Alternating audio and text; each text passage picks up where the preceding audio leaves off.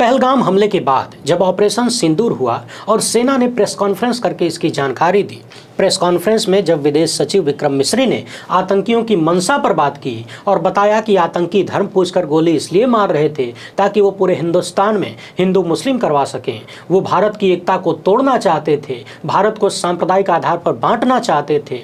और जब इस प्रेस कॉन्फ्रेंस में कर्नल सोफिया कुरैशी और व्योमिका सिंह को बिठाया गया तो बात साफ हो गई कि भारत की सेना पूरी दुनिया को ये संदेश देना चाहती है कि भारत एक है। इसमें सरकार का क्या रोल था हमें नहीं पता, मगर उस एक प्रेस कॉन्फ्रेंस ने पिछले 11 सालों से नफरती चिंटुओं और उनके चाचाओं की मेहनत पर पानी फेर दिया। इसके बाद तो हमने देखा ही, देश भर में मुसलमान पाकिस्तान के खिलाफ सड़कों पर उतरे, पाकिस्तान मुर्दाबाद के नारे लगे और भारतीय सेना के लिए दुआएं मांगी गई। असदुद्दीन ओवैसी जैसे सांसदों ने जब खुलेआम मंचों से पाकिस्तान को ललकारना शुरू किया, भारत के जिंदाबाद के नारे लगाने शुरू किए, तो नफरती चिंटू बैठे बिठाए बेरोजगार होने लगे। हमने भी अपनी वीडियो में कहा था कि ऑपरेशन सिंदूर से देश को जो मिला वो तो अलग की बात है, मगर उस एक प्रेस कॉन्फ्रेंस ने देश की नफरत की आग को ठंडा कर दिया।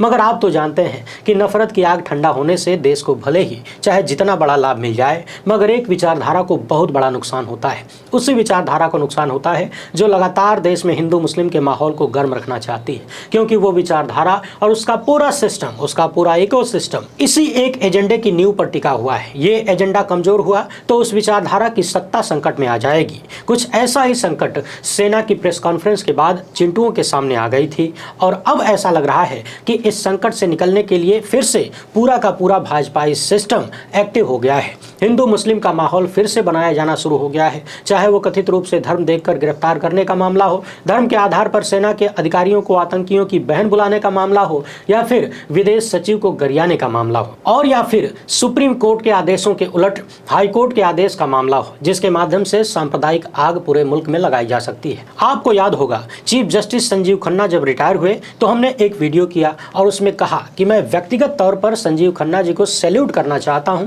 क्योंकि उन्होंने मुल्क में आग लगने से बचा लिया। प्लेसेस ऑफ वर्शिप एक्ट पर जो आदेश उन्होंने दिया उससे मस्जिद खोदो योजना पर रोक लगी, मगर अब ऐसा लग रहा है कि सुप्रीम कोर्ट के आदेशों का भी कोई मतलब नहीं रह गया। तो आइए विस्तार से समझते हैं कि किस तरीके से स्टेप बाय स्टेप सेना के प्रेस कॉन्फ्रेंस से भारत को मिले लाभ को तथा भारतीय जनता पार्टी के सिस्टम को मिले नुकसान को खत्म करने की कोशिश की जा रही है। और एक बार फिर से मस्जिद खोदो आग लगाओ योजना पर काम चालू होता हुआ दिख रहा है। वीडियो में एक एक लाइन को ध्यान से सुनिएगा, मसला बेहद गंभीर है। एक बार फिर से आम आदमी के बोलने पर अलग अलग तरह से पाबंदियां लगाने की कहानी सामने आ रही है, गीत गाने पर पाबंदी लगाने की कहानी सामने आ रही है, गीत गाने पर देशद्रोह के मुकदमे होने लगे हैं। और महाराष्ट्र में एक ऐसा कानून पास हो रहा है जिसके बारे में कहा जा रहा है कि वो सबकी जबान पर ब्लेड रख देगा। पहली बार है तो चैनल को सब्सक्राइब करके घंटी बजा दीजिए टन से। हर एक वीडियो को लाइक और शेयर करना जरूरी होता है। इसके अलावा आपको मालूम है कि आपके इस चैनल लोकहित इंडिया पर एक न्यूज एजेंसी ने दो स्ट्राइक भेजा है। तीसरी स्ट्राइक आने पर यह चैनल गायब हो सकता है। इसे बचाने के लिए हमें 18 लाख प्लस जीएसटी भरना है। यह रकम इतनी बड़ी है कि आपके सहयोग के बिना नहीं हो पाएगा। इसलिए स्क्रीन पर दिख रहे क्यूआर कोड, अकाउंट नंबर या मोबाइल नंबर का प्रयोग करते हुए जो भी हो सके आर्थिक सहयोग भेजने का प्रयास जरूर करें। बहुत बहुत धन्यवाद। आज का सबसे बड़ा सवाल यह है कि क्या भारत में कानून सबके लिए बराबर है?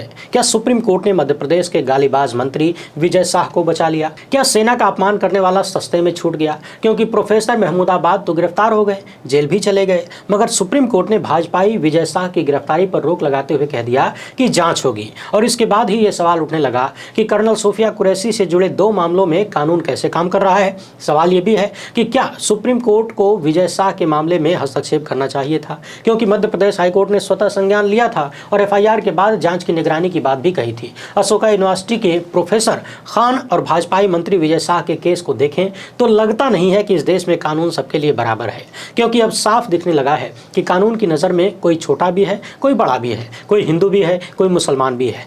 और न्यायपालिका के साथ मोदी सत्ता का रिएक्शन भी हिंदू मुस्लिम की बाइनरी पर रहा है।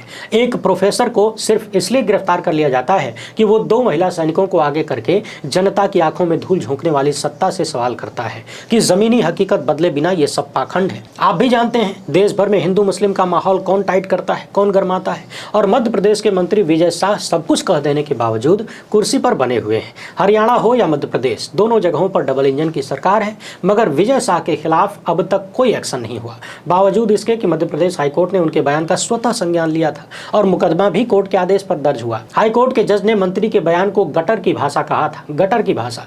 बाद में सुप्रीम कोर्ट ने भी मंत्री को खूब फटकार लगाई, माफी देने से इनकार कर दिया, बहुत कुछ कहा, मगर गिरफ्तारी पर रोक लगा दिया। तो यहीं से लोग सवाल करने लगे हैं कि क्या ये मामला पूर्व सीजीआई चंद्रचूड़ की तरह बन गया है कि डांटेंगे, फटकारेंगे खूब, बहुत कुछ बोलेंगे, बहुत कुछ कह देंगे, मगर फैसला ठीक उलट होगा, एकदम उलट होगा। लोग कल्पना भी नहीं कर पाएंगे कि ये हो क्या गया। जैसे महाराष्ट्र के मामले में उन्होंने कहा था, बहुत सारी डांट फटकार लगाई, मगर लाभ किसे मिला? भारतीय जनता पार्टी को। जांच के लिए अब सुप्रीम कोर्ट ने एसआईटी का गठन कर दिया है, यानी गठन का आदेश दे दिया है। तो सवाल यह है कि मंत्री विजय शाह के मामले में अब क्या होगा क्या? सुप्रीम कोर्ट कवर करने वाले पत्रकार प्रभाकर कुमार मिश्रा ने लिखा कि लोग पूछ रहे हैं कि मध्य प्रदेश के मंत्री विजय शाह के मामले में आगे क्या होगा। जस्टिस सूर्यकांत तो बहुत ही गुस्से में लग रहे थे। सच है कि जस्टिस सूर्यकांत विजय शाह पर बहुत नाराज थे, लेकिन सुप्रीम कोर्ट के दखल के बाद अब मामला ठंडा हो जाएगा। कोर्ट ने फटकार लगा दिया, गिरफ्तारी पर रोक भी लग गई है, एसआईटी का गठन हो ही गया है, जांच चलती रहेगी। अब सवाल यह है कि क्या प्रोफेसर महमूदाबाद के मामले में भी ऐसा होगा, क्योंकि सुप्रीम कोर्ट का रिकॉर्ड अब उतना चमकदार नहीं रहा जितना कि 2014 से पहले होता था। बावजूद इसके कि महमूदाबाद की याचिका पर सुनवाई के लिए सुप्रीम कोर्ट तैयार हो गया है, मगर क्या सुप्रीम कोर्ट के लिए प्रोफेसर का मामला इतना बड़ा है कि उसमें समय खपाया जाए? क्या सुप्रीम कोर्ट प्रोसेस को पनिशमेंट बनने देगा? क्योंकि प्रोफेसर अली खान को गिरफ्तार करने में गजब की फुर्ती दिखाई गई। एक फेसबुक पोस्ट के बाद आनन फानन में हरियाणा के महिला आयोग ने समन जारी कर दिया और भाजपा के एक कार्यकर्ता ने पुलिस में शिकायत दर्ज करा दी, मुकदमा दर्ज हो गया, गिरफ्तारी भी हो गई और अब प्रोफेसर का मामला सुप्रीम कोर्ट के पास है। सीनियर वकील कपिल सिब्बल ने चीफ जस्टिस बीआर गवई की अध्यक्षता वाली 2 सदस्यीय बेंच से कहा कि प्रोफेसर के खिलाफ पूरी तरह देशभक्ति से भरा बयान देने के लिए कार्रवाई की गई है, यानी जो देशभक्ति पर बयान दे रहा है उस पर भी देशद्रोह की कार्रवाई हो रही है और संभव हो तो अदालत जल्दी से इस मामले को सुने। यानी कि जब तक सुप्रीम कोर्ट में सुनवाई होगी, प्रोफेसर को बेल मिलेगी, तब तक वे 2 दिन पुलिस कस्टडी में गुजार चुके होंगे, लेकिन पहली ही सुनवाई में बेल मिल जाएगी ये भी तो नहीं कहा जा सकता। परंतु मध्य प्रदेश के मंत्री तो एक दिन भी पुलिस कस्टडी में नहीं रहे। हाईकोर्ट के स्वतः संज्ञान लेने के फैसले के खिलाफ तुरंत सुप्रीम कोर्ट पहुंच गए और सुप्रीम कोर्ट ने कह दिया कि पूरा देश आपसे शर्मिंदा है। लेकिन सच ये नहीं है। पूरी भाजपा, मोदी सत्ता, डबल इंजन की सरकारें और आरएसएस का इकोसिस्टम बिल्कुल भी शर्मिंदा नहीं है। लेकिन सवाल यह है कि प्रोफेसर अली खान के मामले में क्या होगा। तो याद रखिए कि सुप्रीम कोर्ट ने बार बार अभिव्यक्ति की आज़ादी का समर्थन किया है। खास तौर पर 2015 के श्रेया सिंघल केस में सुप्रीम कोर्ट ने पुलिस को शांत रहने को कहा था जब तक कि वास्तव में कोई बयान भड़काने वाला न हो। तो फिर सोनीपत के एक मजिस्ट्रेट हत्यारी भीड़ के साथ क्यों खेल रहे हैं और क्यों प्रोफेसर महमूदाबाद को 2 दिन की पुलिस हिरासत में भेजा जा रहा है? प्रोफेसर की रिमांड पर भेजने का मकसद क्या है? उनकी पोस्ट ऑनलाइन है, उनके घर का पता पुलिस को मालूम है और न ही वो नीरव मोदी या विजय माल्या की तरह देश छोड़कर भागने की कोशिश कर रहे हैं। तो फिर प्रोफेसर के रिमांड को क्या माना जाए कि मजिस्ट्रेट को अंग्रेजी नहीं आती या फिर वो भाजपा के एजेंडे को लागू कर रहे हैं? सवाल तो संविधान के प्रति मजिस्ट्रेट की वफादारी पर भी उठता है, जैसे पूरा सिस्टम भाजपा के इशारे पर काम कर रहा हो। पत्रकार रोहिणी सिंह और रवीश कुमार ने सिस्टम के इंग्लिश न समझ पाने पर जोरदार व्यंग किया है। रोहिणी सिंह ने लिखा कि वो देश जहां राष्ट्रीय एकता को तार तार करने वाले नेता, सांप्रदायिकता की नींव पर खड़े संगठन और भीड़ के चेहरे में छिपकर उपद्रव करने वाले अराजक तत्वों को सरकार का खुला संरक्षण प्राप्त है, वहां एक प्रोफेसर इसलिए जेल में है क्योंकि किसी को उनका उच्च स्तरीय अंग्रेजी में राष्ट्रीय एकता का लिखा लेख समझ में नहीं आया। अमृतकाल अब अपने चरम पर है। तभी रवीश कुमार ने लिखा कि अगर अंग्रेजी समझ नहीं आती तो थरूर साहब से ही पढ़वा लेते, कम से कम वो इतना तो बता ही देंगे। मूल बात है कि लोगों ने आवाज उठाई तब भी टस से मस नहीं हो रहे। इनकी भावना की कोई भाषा नहीं, दोष अंग्रेजी का भी नहीं लगता। बात सिर्फ सुप्रीम कोर्ट और मजिस्ट्रेट की नहीं है। न्यायपालिका के कुएं में ही भांग पड़ी हो तो कोई कर ही क्या सकता है। पूर्व चीफ जस्टिस संजीव खन्ना ने प्लेसेस ऑफ वर्शिप एक्ट की संवैधानिकता पर कहा था कि जब तक सरकार इस मामले में अपना जवाब दाखिल नहीं करती है तब तक कोई नया आदेश जारी नहीं किया जाएगा, कोई नया फैसला नहीं लिखा जाएगा, कोई नई याचिका स्वीकार नहीं की जाएगी। मगर इलाहाबाद हाई कोर्ट ने संभल कोर्ट के उस आदेश को बरकरार रखा है जिसमें विवादित संभल मस्जिद का सर्वेक्षण करने के लिए एडवोकेट कमिश्नर नियुक्त किया गया था, जबकि पूर्व चीफ जस्टिस का फैसला ही इसी केस के बाद आया था। बावजूद इसके इलाहाबाद हाईकोर्ट का फैसला आ गया है। क्या जजों को पता नहीं था कि उनके फैसले के बाद क्या होगा? क्या सरकार ने अपना जवाब दाखिल कर दिया है? अगर नहीं तो जज नया फैसला कैसे दे रहे हैं? याद रखिए, शाही जामा मस्जिद कमेटी ने संभल कोर्ट के आदेश को ही हाई कोर्ट में चैलेंज किया था, क्योंकि निचली अदालत ने सर्वेक्षण का निर्देश दिया था। इस केस में हरिशंकर जैन और 7 अन्य ने संभल के सिविल जज के सामने मुकदमा दायर कराया था और दावा किया था कि शाही ईदगाह मस्जिद का निर्माण बाबर ने 1526 में संभल की हरिहर मंदिर को ध्वस्त करने के बाद किया था। मस्जिद समिति का आरोप है कि मुकदमा 19 नवंबर 2024 की दोपहर में दायर किया गया था और कुछ ही घंटों के भीतर मिलाड ने एक अधिवक्ता आयुक्त नियुक्त कर दिया और मस्जिद का सर्वे कराने का निर्देश भी दे दिया। इस फैसले के बाद पहले 19 नवंबर को और फिर 24 नवंबर 2024 को सर्वे हुआ और अब इस सर्वे के आदेश को हाईकोर्ट से क्लीन चिट मिल गई है। देखना यह है कि हाईकोर्ट के फैसले के बाद संभल में क्या होता है, क्योंकि महीनों तक संभल सुलगता रहा, लोगों की जानें गईं और पूरा देश जानता है कि कैसे संभल के दंगों पर मोदी सत्ता ने यानी भाजपाई सत्ता ने रोटियां सेकी हैं। मगर प्रोफेसर खान के केस का मामला हरियाणा महिला आयोग के चीफ के बिना पूरा नहीं होगा। रेणु भाटिया को अब पूरे देश ने पहचान लिया है कि मैडम को अंग्रेजी नहीं आती है क्या। इसी रेणु भाटिया ने महमूदाबाद को देश विरोधी करार दिया और अशोका यूनिवर्सिटी से उनकी बर्खास्तगी की मांग भी कर दी। मगर इंडिया टुडे की एक पत्रकार ने जब सवाल करना शुरू किया तो मैडम को जवाब नहीं मिल रहा था, बगलें झांकने लगी। पत्रकार प्रीति चौधरी ने रेणु भाटिया से कम 6 बार पूछा कि महमूदाबाद के बयान में गलत क्या है, तो रेणु भाटिया ये नहीं बता पाई कि क्या गलत है। वो सामने रखा हुआ कागज भी ठीक से पढ़ नहीं पाई और जो भी साइड में बैठकर उनके मुंह में शब्द ठूस रहा था कि ये बोलिए वो भी अपना काम ठीक से कर नहीं पा रहा था। ऑन कैमरा बोलने के प्रेशर में रेणु भाटिया हकलाने लगी थी, मुंह से आवाज ही नहीं निकल रही थी और एंकर ने रेणु भाटिया को कस के जकड़ लिया। उनसे न अंग्रेजी बोलते बन रहा था न हिंदी। रेणु भाटिया को यह भी याद नहीं रहा कि महामानव की तरफ पानी का बहाना करके ही निकल लें और कह दें कि ठीक है दोस्ती बनी रहे। शायद अनुभव की कमी होगी या कैमरे का लालच था। पूरे इंटरव्यू में रेणु भाटिया का रवैया ऐसा था जैसे कि उन्होंने ठान लिया हो कि महमूदाबाद ने जो कहा है वो गिरफ्तार करने के लायक ही है, इसलिए वे फंस गईं और इससे हरियाणा सरकार, महिला आयोग और भारतीय जनता पार्टी की भी इज्जत नहीं बढ़ी। विदेश सचिव विक्रम मिश्री का हिंदू मुस्लिम भाईचारे पर दिया प्रवचन भी चीथड़ा हो गया। रेणु भाटिया पहली बार सुर्खियों में नहीं है। अगर आपको रेणु भाटिया की क्षमता पर संदेह है तो प्रोफेसर खान के केस में उनकी सक्रियता को देखिए, तब आपको समझ आएगा कि प्रोफेसर महमूदाबाद पर लगाए जा रहे आरोपों और हरियाणा सरकार की उन पर की गई कार्रवाई का आधार कितना मजबूत है। तब आपको अंदाजा हो सकेगा कि रेणु भाटिया कितनी गहराई से अपना काम कर रही हैं और किसके इशारे पर अपना काम कर रही हैं, किस एजेंडे के तहत कर रही हैं और उन कसौटियों पर कितनी खरी उतरी हैं जिनकी बुनियाद पर भाजपा, नायब सिंह सैनी और हरियाणा सरकार ने उन्हें जाटलैंड में महिलाओं की रक्षा के लिए कुर्सी पर बिठा रखा है। 14 मई को जब प्रोफेसर महमूदाबाद महिला आयोग के समक्ष पेश नहीं हुए तो रेणु भाटिया ने अशोका यूनिवर्सिटी का दौरा किया और 18 मई को महमूदाबाद को दिल्ली से गिरफ्तार कर लिया गया। बीजेपी की सक्रिय सदस्य रेणु भाटिया का महिला आयोग के अध्यक्ष पर चुना जाना भी बिना विवाद के संभव नहीं हुआ। 17 जनवरी 2022 को उन्हें 3 साल के लिए कुर्सी पर बिठाया गया था और अब वो एक्सटेंशन पर है। लेकिन पार्टी और मोदी सत्ता ने भाटिया की किस प्रतिभा को देखते हुए उन्हें इस पद पर रखा है, ये अयोध्या नरेश भगवान राम को ही पता होगा या फिर किसी नॉन बायोलॉजिकल को।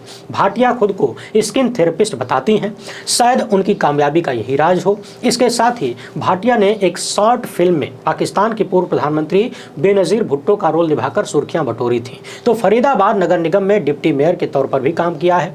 पहले हरियाणा भाजपा में प्रवक्ता, फिर महिला मोर्चा में प्रांतीय महासचिव और उपाध्यक्ष जैसे पदों पर भी भाटिया अपनी सेवा दे चुकी हैं। रही बात अंग्रेजी पढ़ने और समझने की, तो उन्होंने मेरठ विश्वविद्यालय से बीए की पढ़ाई की है और ITEC UK से पोस्ट ग्रेजुएट है। यही वो कॉलेज या यूनिवर्सिटी है जहां ब्यूटी केयर कोर्स कराए जाते हैं, क्योंकि गूगल बाबा ने यह बताया है। अब आते हैं उनके बयानों पर। तो साल 2023 में रेणु भाटिया ने कहा था कि लड़कियां ओयो होटल में हनुमान आरती करने नहीं जाती हैं, मतलब कि उन्हें इस बारे में भी जानकारी है या फिर किसी ने बताया होगा कि ओयो में क्या है। उनके इस बयान पर बवाल मचा तो उन्होंने हनुमान चालीसा के उल्लेख के लिए माफी मांगी, लेकिन अपने बयान पर कायम रही। 2024 में रेणु भाटिया ने युवाओं को मोबाइल और अस्थायी प्रेम संबंधों से दूर रहने की सलाह दी और जिंद SP के खिलाफ यौन शोषण मामले में कार्यवाही की बात कही थी। इसके साथ ही लिव इन रिलेशनशिप कानून पर पुनर्विचार की वकालत भी कर दी, क्योंकि भाटिया की नजर में लिव इन महिलाओं के लिए अपमानजनक रहा है। सच्चाई यह है कि रेणु भाटिया पाकिस्तान की पूर्व प्रधानमंत्री का रोल निभा चुकी हैं, लेकिन इस अमृतकाल में वो ऐसा सोचती तो फिर उनका हाल भी महमूदाबाद की तरह हो जाता, क्योंकि जिस अटल बिहारी वाजपेयी ने पाकिस्तान के शायर फैज़ अहमद फैज़ को अपनी सरकार के दौरान स्टेट गेस्ट की तरह सम्मान से नवाजा, उन्हीं फैज़ की नज़्में गाना अब इस देश में गुनाह हो गया है। जी हाँ, डबल इंजन वाले महाराष्ट्र के नागपुर में कुछ युवाओं ने फैज की नज़में गुनगुना दी तो आयोजकों पर राजद्रोह का मुकदमा हो गया। मजेदार बात यह है कि कभी पाकिस्तान के निज़ाम को भी फैज से डर लगता था और अब अमृतकाल के निज़ाम को भी फैज से डर लगने लगा है। मगर अटल बिहारी वाजपेयी को डर नहीं लगा। शायद उनके अंदर का पत्रकार हमेशा जिंदा रहा। द वायर की रिपोर्ट है कि पिछले हफ्ते अभिनेता और कार्यकर्ता वीरा साथीदार की स्मृति में आयोजित कार्यक्रम में युवाओं के एक समूह ने फैज की प्रसिद्ध नज्म हम देखेंगे गाई थी, लेकिन नागपुर पुलिस ने आयोजकों और कार्यक्रम के वक्ताओं पर भारतीय न्याय संहिता की धारा 152 यानी देशद्रोह, धारा 196 समूहों के बीच वैमनस्य बढ़ाना और धारा 353 यानी सार्वजनिक उपद्रव फैलाने के लिए दिया गया बयान के तहत मामला दर्ज किया है। ये वही धाराएं हैं लगभग जो प्रोफेसर खान के खिलाफ लगाई गई हैं। तो समझ लीजिए कि अब गाना, लिखना और बोलना सत्ता की नज़र में देशद्रोह है। दरअसल साथीदार के कार्यक्रम में वक्ताओं ने Maharashtra special public security bill 2024 की आलोचना की। ये बिल महाराष्ट्र के मुख्यमंत्री देवेंद्र फडणवीस ने चुनाव जीतने के बाद ही पेश कर दिया था और अब बीजेपी इसे कानून बनाना चाहती है, मगर महाराष्ट्र में इसका विरोध हो रहा है। कहा जा रहा है कि ये बिल लागू हुआ तो मानवाधिकारों का उल्लंघन होगा, असहमति जताने वालों को अर्बन नक्सल कहा जा सकेगा, सवाल पूछने वालों पर एक्शन होगा। मगर सवाल ये है कि एफआईआर की शिकायत किसने की? तो इन महोदय का नाम है दत्तात्रेय सिरके और शिकायत के लिए इन्होंने एक मराठी चैनल की खबर का हवाला दिया। इनका आरोप है कि जब देश पाकिस्तानी सेना से लड़ रहा था तब नागपुर में वामपंथी फैज अहमद फैज की नज्म गा रहे थे और सिरके ने नज्म की एक लाइन तख्त हिलाने की ज़रूरत है को सरकार के लिए सीधा खतरा बता दिया। तो सत्ता में बैठे लोगों को सिर्फ अंग्रेजी में ही समस्या नहीं है, कई भाषाओं में समस्या है। उन्हें शायरी और कविता भी समझ नहीं आती। अब आपके मन में सवाल आ रहा होगा कि फैज अहमद फैज की लेखनी को पढ़ देना क्या इतना बड़ा गुनाह हो गया कि जब भारत पाकिस्तान लड़ रहे थे तो इसको गाने से देश पर संकट आ जाएगा? अगर इससे संकट आ रहा था तो भारत के विदेश मंत्री एस जयशंकर, जो पाकिस्तान पर हमला करने से पहले पाकिस्तान को बता देने का दावा कर रहे हैं, उससे क्या भारत की सेना पर संकट नहीं आया होगा? क्या ये आतंकवादियों को बचाने का काम नहीं है? इसके साथ ही भाजपाई मंत्री ने जो बयान दिया, क्या वो अपवाद नहीं है? क्या वो गलत नहीं है? लेकिन सुप्रीम कोर्ट ने मई 2022 से राजद्रोह कानून यानी आईपीसी की धारा 124A के तहत सभी लंबित मामलों पर रोक लगा रखी है। फिर भी नागपुर पुलिस ने नए कानून यानी भारतीय न्याय संहिता की धारा 152 के तहत केस दर्ज किया है। ये धारा पुराने देशद्रोह कानून जैसी ही है, बस देशद्रोह शब्द का इस्तेमाल नहीं करती। मगर ये केस बताता है कि सत्ता किस तरह सुप्रीम कोर्ट के फैसलों को भी बाईपास कर रही है, लगातार कर रही है और असहमति की आवाज़ों को कुचलने के लिए भारतीय न्याय संहिता का इस्तेमाल हो रहा है। और 23 दिसंबर 2024 को ही राजस्थान हाईकोर्ट के जज अरुण मोंगा ने धारा 152 की तुलना अंग्रेजों के राजद्रोह से करते हुए कहा था कि इसका उपयोग जायज असहमति को रोकने के लिए नहीं किया जाना चाहिए। मगर अमृतकाल में न्यायपालिका की सुनता ही कौन है? सब अपनी अपनी कुर्सी की सुनते हैं और कुर्सी के लिए किसी भी चीज़ को दांव पर लगाया जा सकता है। यही पिछले 11 साल के अमृतकाल का निचोड़ है। वीडियो पसंद आई हो तो ज़्यादा से ज़्यादा लोगों तक पहुँचाएँ। पहली बार है तो चैनल को सब्सक्राइब कर लीजिए। हमसे जुड़ने के लिए बहुत बहुत धन्यवाद। जय हिंद।